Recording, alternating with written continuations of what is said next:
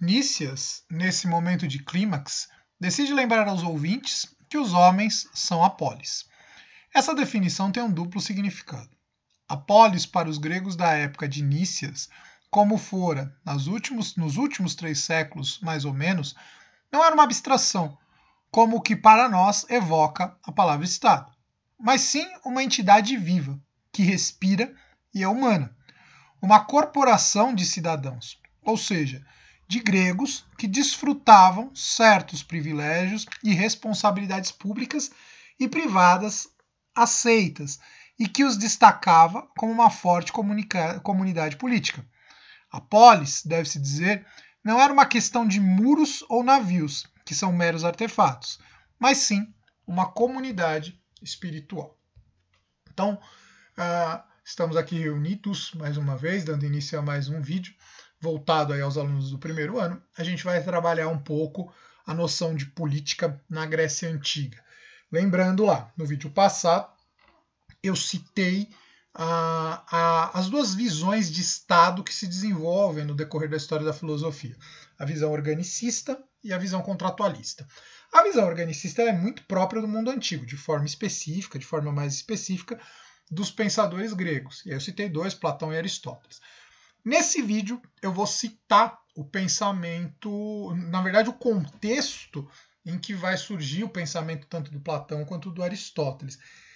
Do primeiro ano, pelo menos nesse primeiro momento, eu só vou falar de Platão. Tem vídeo aqui no canal, né, sobre o pensamento do Aristóteles. Em outro momento eu vou falar sobre a questão do pensamento do Aristóteles, isso é mais para o fim do ano, na verdade. Mas se de repente quiserem, posso deixar a indicação aqui, né? É o vídeo do Zoon Politikon. E os vídeos de Platão também. Mas o vídeo do Aristóteles não é obrigatório. O vídeo do Platão, tem 2 vídeos de Platão que estão logo no começo do canal, que eu gravei em abril, que são voltados para o terceiro ano. Vejam que eu já falei isso várias vezes, o currículo do Estado fica indo e voltando. Matéria que a gente já viu, que a gente vê no primeiro ano, a gente volta a ver no terceiro. Como já tem vídeo no canal, então o que vai ficar para essa semana são 3 vídeos. É esse aqui, que ele é um vídeo de contextualização, e os 2 vídeos de Platão, que eu também vou indicar aqui. Vão aparecer a indicação aqui em cima. Esses 2 vídeos são obrigatórios. Nessa semana aqui vai ter atividade, eu já vou passar a primeira atividade aí, isso vem as orientações lá no Classroom. Aí eu vou colocar, vai ser em cima dos 2 vídeos lá também. Então vocês precisam assistir. E o vídeo e esse vídeo aqui é uma introdução, é uma contextualização da política na Grécia Antiga. De forma especial, o nascimento da democracia na Grécia Antiga. Depois tem esses 2 vídeos, né, do pensamento platônico. É importante vocês assistirem para poder entender, porque é a matéria. É que eu acho bobagem eu gravar um outro vídeo sobre esse assunto, sendo que já tem vídeo sobre isso aqui no canal. É a mesma matéria, a mesma ideia e tal. Então, é claro que tem aquela estética mais antiga ali, que não tem edição, mas é o que eu falei, eu vou manter. Se depois, por acaso, vocês tiverem alguma dificuldade, a gente vai conversando aí em aulas online que eu fizer no Google Meets ou qualquer coisa do tipo. A gente vai conversando e eu vou deixando mais claro para vocês. Tá bom? Então vamos lá. Quando a gente fala, eu comecei o vídeo fazendo a leitura desse trecho, né, é um trecho desse livro aqui, Grécia Antiga, é um livro que fala sobre a história da Grécia, ali, da Grécia Antiga. Só lembrando uma coisa que eu comentei no vídeo passado. Os gregos eles nunca formaram um reino unificado, quando a gente fala lá de Grécia Antiga.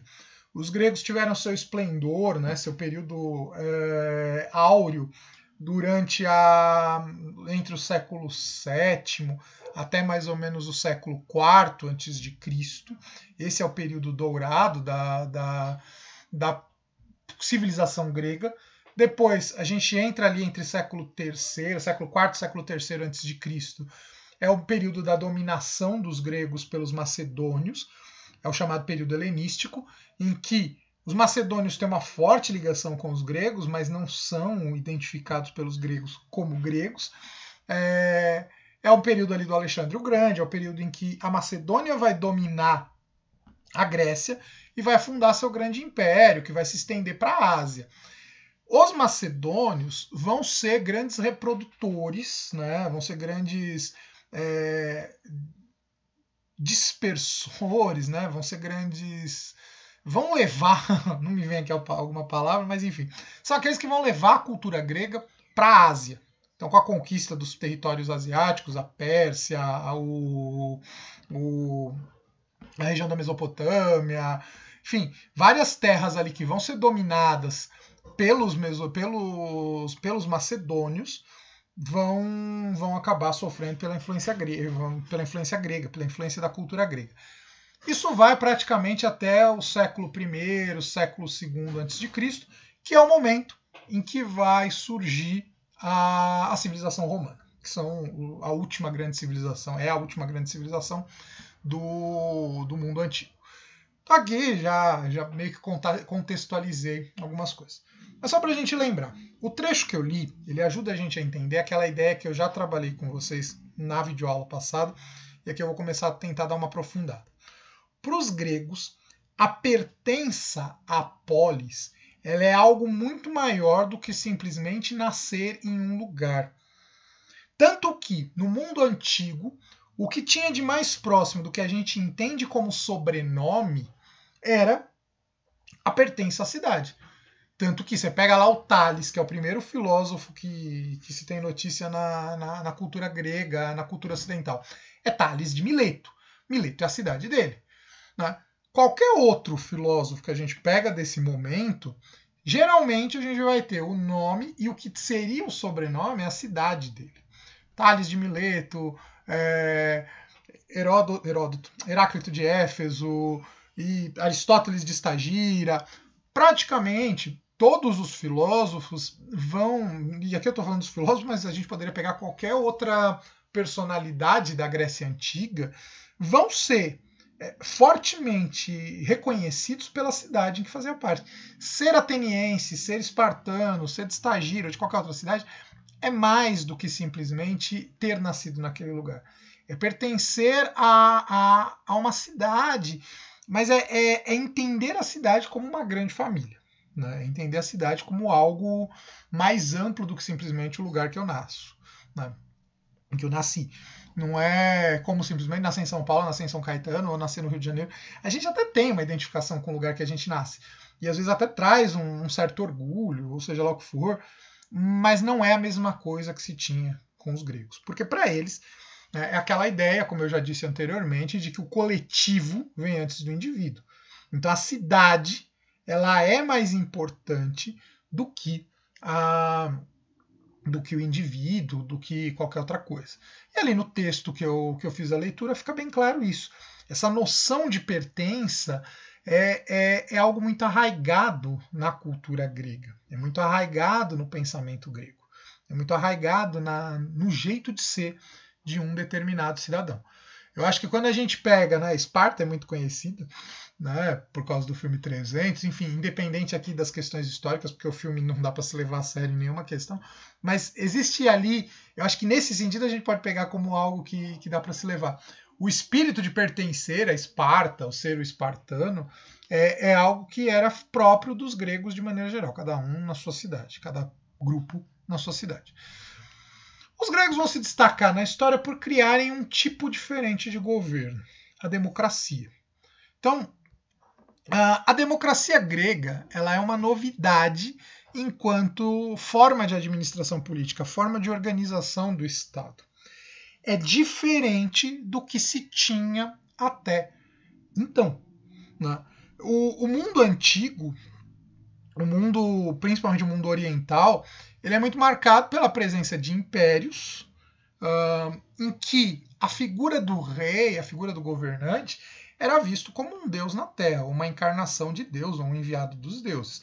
Você pega os povos ali da Mesopotâmia, babilônios, caldeus, enfim, que vocês devem ter visto em história no semestre passado, o rei era visto como um representante de Deus.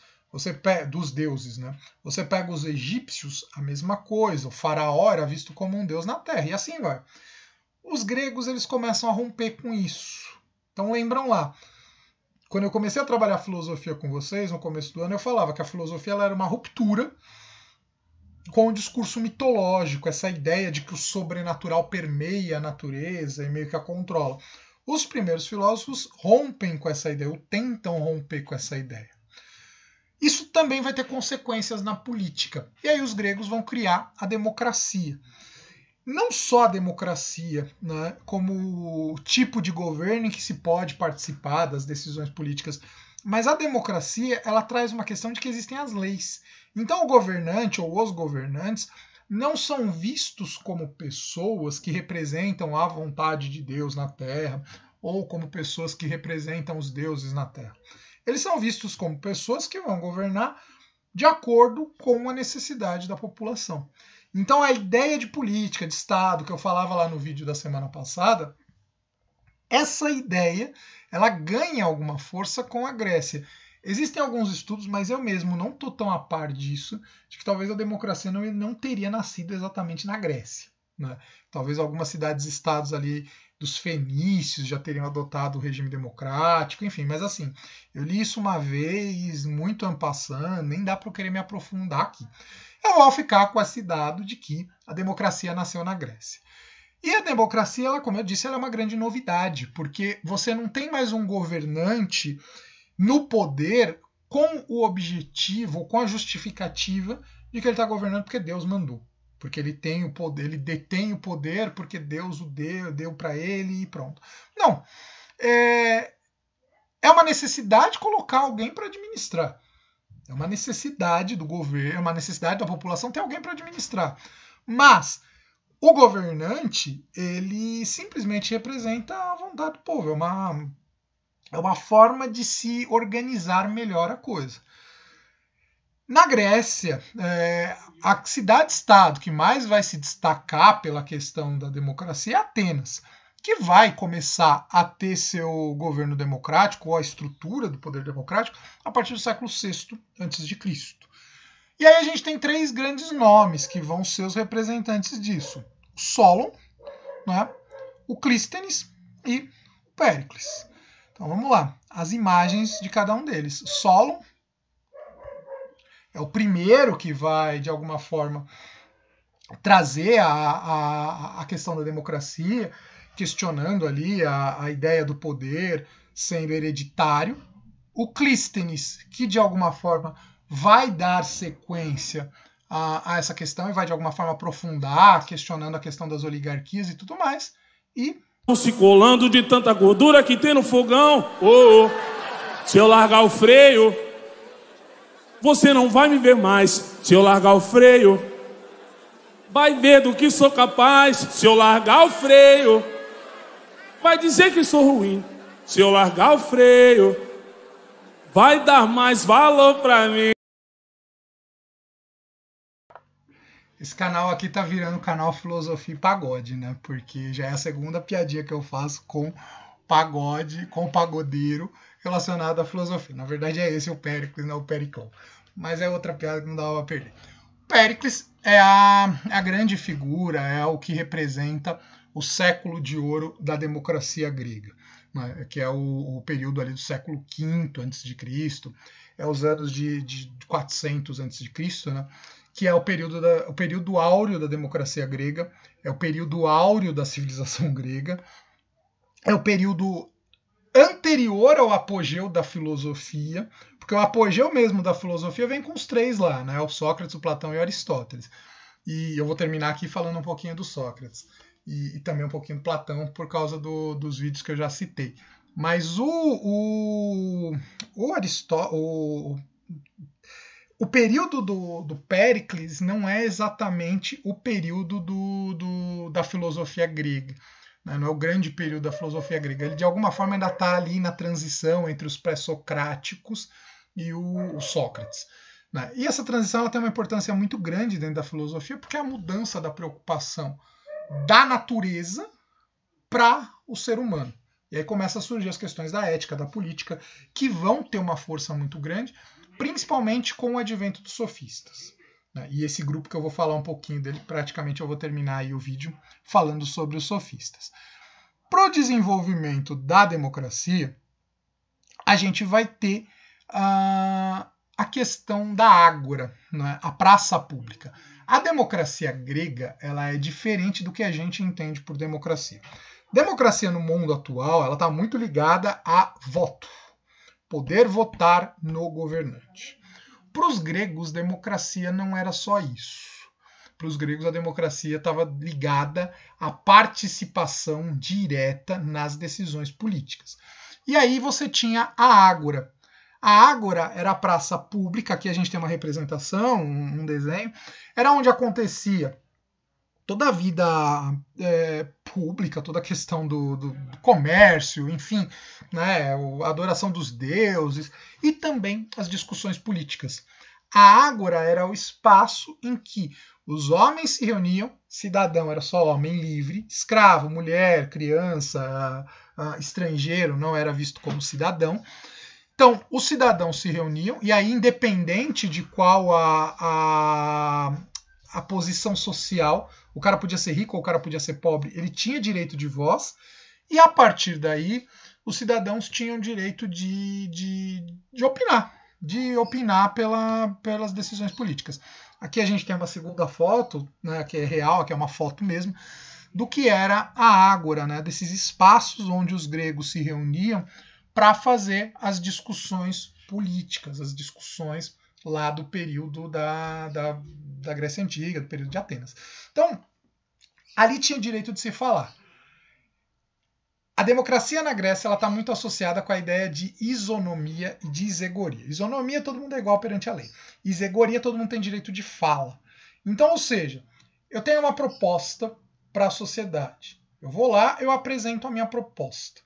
Se a minha proposta convencer, isso vai dar direito para que a maioria da população vote ali a favor de mim e a favor da minha proposta, e a minha proposta vai ser colocada em prática. Se a minha proposta não for aceita, de repente um outro propôs outra coisa que é contrária ao que eu propus, a partir desse momento as pessoas podem votar naquela outra proposta e a minha proposta é rejeitada. Então, na base é a mesma coisa, mas assim, muito mais do que votar em pessoas, a democracia grega estava muito ligada à votação em ideias, em propostas. Né? Basicamente era assim que funcionava. Tem mais coisa, mas basicamente é isso. Lembrando, eu acabei não falando aqui, democracia significa governo do povo, né? Governo dos demos. Demos eram pequenas comunidades, é como se fossem bairros, né? Resumindo bem sinteticamente, eram pequenos bairros, eram os bairros ali, eram as comunidades dentro da cidade, eram subdistritos, em que as pessoas podiam votar. Né? O governo dos demos era isso. Então, o governo do povo. Os gregos são os primeiros a criar essa ideia da democracia, do governo voltado para a população. E principalmente os atenienses. E existia um grande orgulho por parte dos atenienses com esse tipo de governo. Ao ponto da gente ter aqui, eu vou fazer a leitura de um trecho, um discurso de Péricles, ou pelo menos um discurso que foi deixado por Tucídides, que era um historiador daquele período, que teria sido atribuído teria sido atribuído ao Péricles, lembrando que não é o Péricles do pagode, Periclão, falando sobre a democracia, falando sobre o valor da democracia para a civilização ateniense. Diferentemente de qualquer outra comunidade, nós, atenienses, consideramos aquele que não participa de seus deveres cívicos não como desprovido de ambição, mas sim como inútil. Ainda que não possamos dar origem à política, em todo caso podemos julgá-la, em vez de considerarmos como uma preliminar indispensável de qualquer ação sábia. Em resumo, afirmo que, como cidade, somos a escola de toda a Grécia. Então vejam que para os gregos, principalmente nesse século do Péricles, esse período aí que é o século V, até antes da Guerra de Peloponeso, que é a guerra entre Atenas e Esparta, a democracia é vista como o que poderia ser produzido de melhor pela civilização grega na questão política. Tá? E talvez o Péricles não tivesse tão errado. É lógico que a gente vai ver que tem problemas na democracia. É exatamente isso que eu vou falar agora nessa segunda parte. A democracia ela vai cair num grande problema depois da morte do Péricles, depois do fim do seu período, que é o momento em que os sofistas vão ganhar força. Quem são os sofistas? Como eu disse, eu não vou aprofundar muito, porque não é esse o foco. A gente vai, se eu for começar a querer aprofundar muito, o vídeo vai ficar muito longo. E também não é uma coisa que é tão necessário vocês saberem agora. Mas basicamente os sofistas, a palavra sofista vem de sofia, sabedoria, os sábios. Então era um grupo de intelectuais, um grupo de pensadores, um grupo de filósofos que tinham um destaque muito grande dentro da filosofia, dentro da prática política da Grécia, dentro da prática política de Atenas, porque eles eram os grandes influenciadores, os grandes formadores de opinião. Então, ou seja, eu sou lá um rico fazendeiro, usar o mesmo exemplo que eu sempre uso toda vez.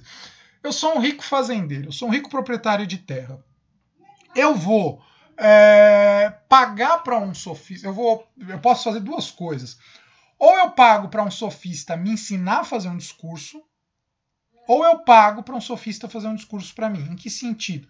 Eu quero convencer a cidade, eu quero convencer Atenas que se pagar menos impostos, se os proprietários de terra pagarem menos impostos, vai ser bom para a sociedade como um todo. Então os sofistas, eles criavam argumentos, ou eles me ensinavam a criar argumentos para convencer a população. Claro que quem sairia beneficiado com isso seria eu e o meu grupo, o grupo de grandes proprietários de terra. Mas não necessariamente isso iria beneficiar a população como um todo. Só que eu precisava convencer. Então lembrando lá, o que eu tinha dito?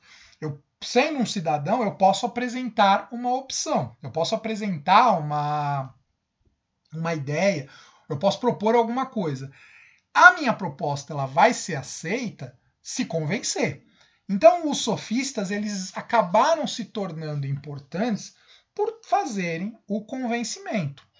O grande problema é que esse tipo de prática ela acabou levando a uma certa corrupção da democracia. Porque a partir desse momento em que um grupo começa a manipular a informação e influenciar o pensamento dos outros, você já não tem mais propriamente uma democracia, porque não tem mais pensamento autônomo. Em outras palavras, se a gente for parar para pensar, os sofistas são os primeiros a começarem a espalhar fake news, né, para influenciar a política. Começam a espalhar notícias falsas, convencendo a população de uma determinada ideia, que não é necessariamente a ideia que vai ser favorável a ela, ou aquela ideia que vai trazer benefício a ela. Pelo contrário, pode ser que muitas vezes seja até contrário à população. Mas a coisa ela é tão rebuscada, a coisa ela é tão bem organizada, tão bem feita, que a população não percebe. O discurso ele é tão bonito que você se convence de algo que pode te prejudicar. E a gente pensar, mas isso é tão absurdo, né? Parar para pensar que as pessoas caíam nesse tipo de discurso.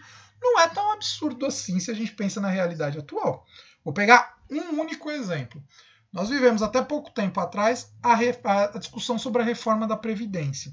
Uma reforma que apresentava que era necessidade para o Brasil poder melhorar a sua Previdência, aumentar o tempo de contribuição dos trabalhadores. O trabalhador hoje ele demora mais para se aposentar do que era, por exemplo, há 1 ano e meio atrás.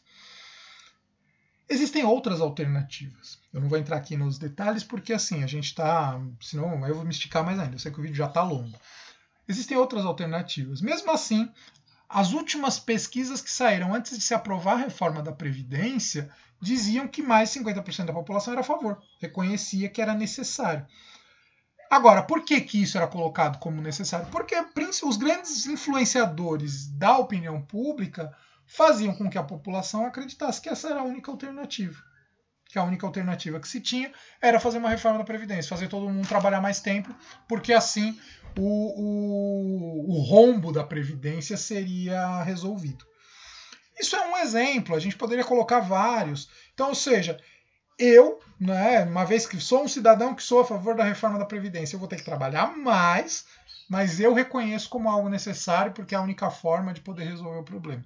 Eu estou convencido, eu fui convencido, por quem provavelmente saiu ganhando com a reforma da Previdência, eu fui convencido de que a reforma da Previdência é algo bom para mim, mesmo não sendo. Então isso para a gente perceber que assim, o que os sofistas faziam lá no século V a.C. já era um problema lá naquela época, e que não morreu, que não pode ter mudado a forma, mas a o jeito de agir, o que a gente chama de modus operandi, já existia naquela época. E aí é que surge a figura do Sócrates, né? O Sócrates, ele era um questionador, ele questionava a prática dos sofistas, e com esses questionamentos que ele fazia, ele mostrava para a população que o que os sofistas faziam era falso, era enganação, que os sofistas se vendiam como sábios, mas muitas vezes eles não eram. Os sofistas, só voltando lá, os sofistas vão ser responsáveis pela condenação de Sócrates. Sócrates é condenado à morte no ano... dizem, né, que o ano de morte de Sócrates teria sido 399 a.C. Então, o Sócrates é condenado à morte. Platão é discípulo do Sócrates. E o Platão, o que ele vê? Ele é um grande crítico da democracia. Ele vê que a democracia é uma forma de governo que é propensa à corrupção, corrupção nesse sentido de manipulação, né, de enganação. E aí ele vai ter uma conclusão que é bastante complicada, que no vídeo que eu vou indicar, que eu indiquei, apareceu aqui em cima em algum momento, mas na verdade eu vou colocar para aparecer aqui em cima agora no finzinho, e esses vídeos que vão aparecer como indicação agora no finzinho, esses é o que vocês têm que assistir. Para o Platão, nem todo ser humano está apto a participar da política, não é? Ele não vê como uma questão de falta de educação, no sentido da pessoa não ter tido instrução, não ter tido oportunidade de se instruir. Ele vê como algo natural. Algumas pessoas não nasceram para participar da administração, das decisões políticas. Algumas sim. Então, para ele, existe uma diferença natural entre nós, seres humanos. Alguns são mais aptos, têm uma capacidade racional mais desenvolvida, outros têm uma capacidade racional menos desenvolvida. E aí isso vai ficar mais claro lá quando vocês verem os vídeos.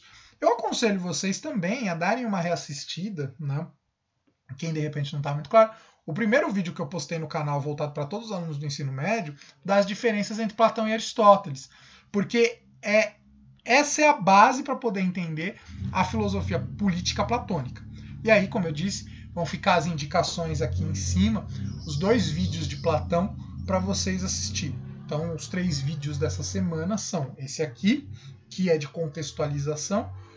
O primeiro vídeo de Platão, que é Platão e sua crítica à democracia, alguma coisa assim que é o título. E o outro que é Platão e sua visão de homem, enfim.